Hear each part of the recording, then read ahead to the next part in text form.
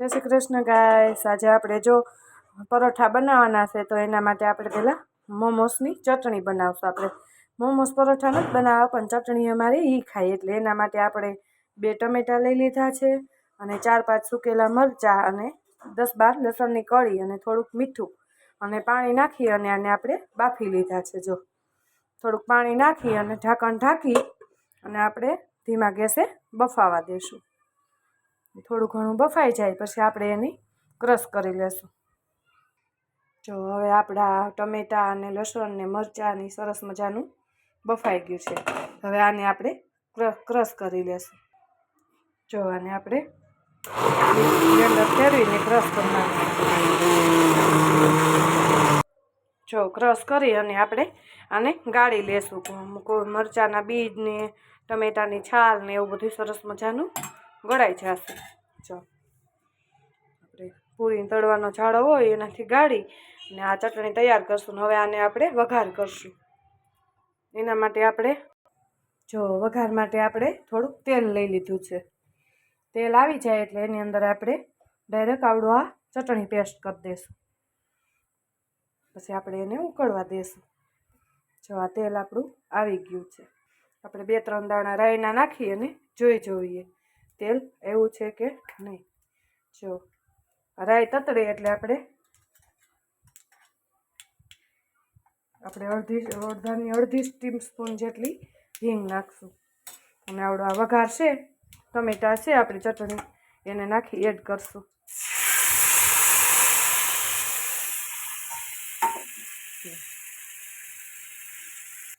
જો આ ચટણીને આપણે નાખી દીધી છે।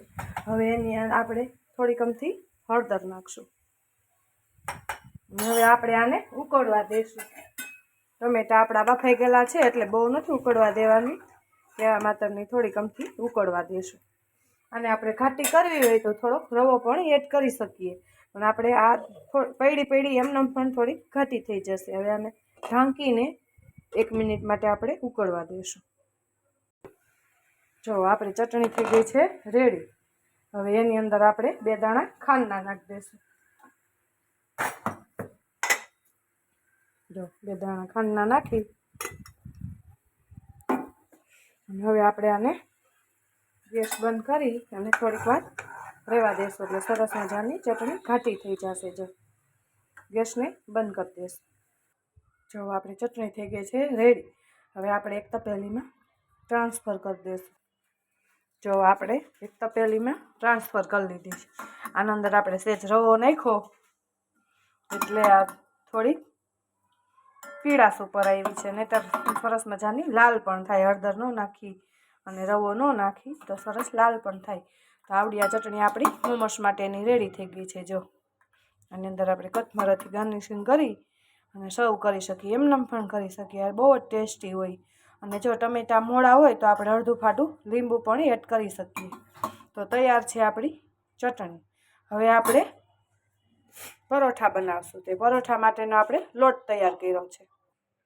જો આ પરોઠા માટેનો લોટ તૈયાર કરીએ છીએ એના માટે આપણે સ્વાદ અનુસાર મીઠું નાખશું। આખું જીરું હોય એને નાખશું ચોળીને થોડુંક। આખું જીરું હોય તો સરસ મજાના પરોઠાનો ટેસ્ટ સરસ આવે છે। અને થોડુંક અમથી આપણે હિંગ નાખશું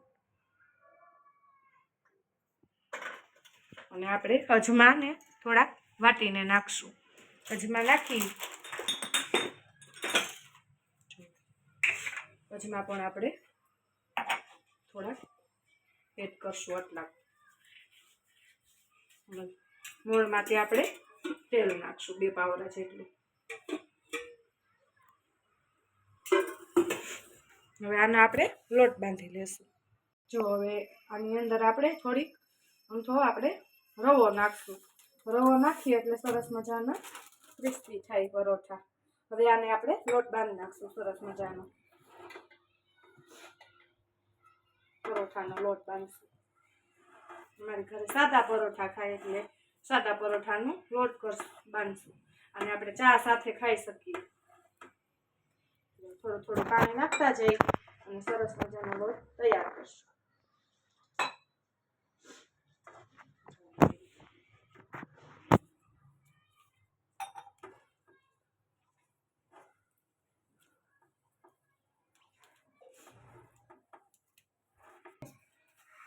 જો ગાઈસ આપણો આ સરસ મજાનો પરોઠાનો લોટ તૈયાર થઈ ગયો છે. એમાં આપણે થોડુંક તેલ નાખી અને આપણે કૂણવી લેશું.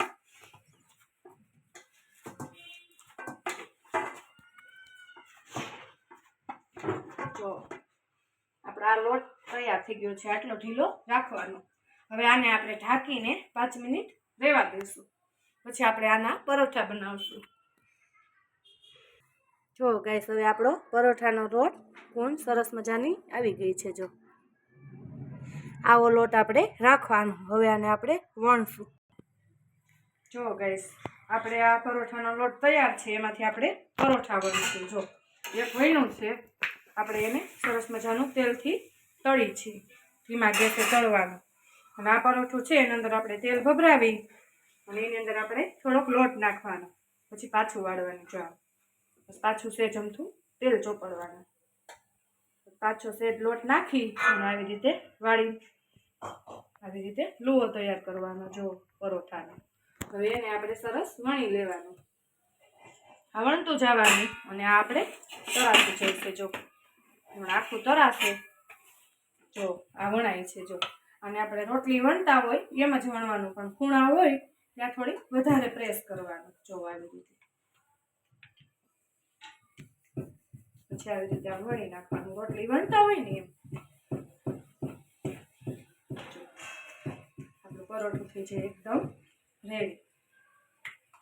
પછી ખૂણા હોય ત્યાં આપણે સેજ આછું કરી નાખવાનું. એટલે આપણે પરોઠું થઈ જાય સરસ રેડી. બધી બાજુથી એક સરખું થઈ જાય. અને આ પરોઠું પણ છે સરસ ફૂલાઈને રેડી થાય છે. જો થાય છે.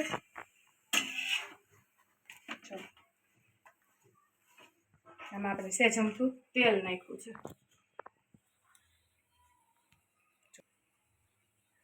છે. જો આને આપણે ઉતારી અને આ તળી એનો પણ વિડીયો બનાવશું. પહેલાં આપણે આ લોઢી છે એની અંદર સેજ અમથું તેલ લગાડી દઈશું.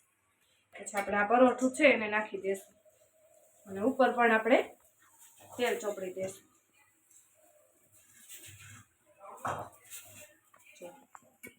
હવે આને ધીમા ગેસે શેકાવા દઈશું. તો આપણે આ બીજું પરોઠું પણ તૈયાર કરશું. જો અને આપણે જો આવી રીતે આમ લુઓ કરી આ ધીમા ગેસે ચડવા દઈશું. તો આપણે આ બીજું પરોઠું રેડી થઈ જશે. જો અને આપણે આવી રીતે વણી લેશું.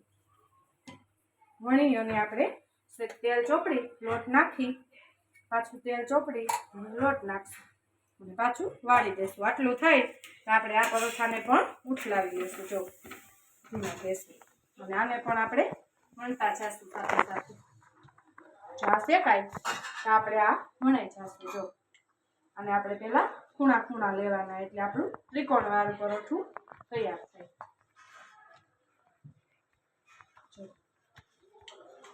જો આવી રીતે આપણે વણવાનું.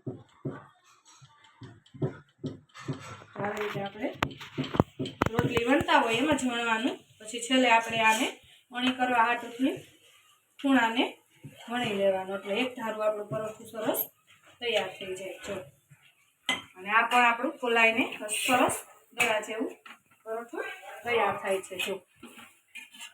જો આવી રીતે ફૂલાઈ જાય આપણું પરોઠું. જો ફૂલાઈને આપણું પરોઠું થઈ જાય રેડી. તો જો સરસ મજાનું આપણું પરોઠું થઈ ગયું છે રેડી. જો આવી રીતે ફૂલાઈ જાય.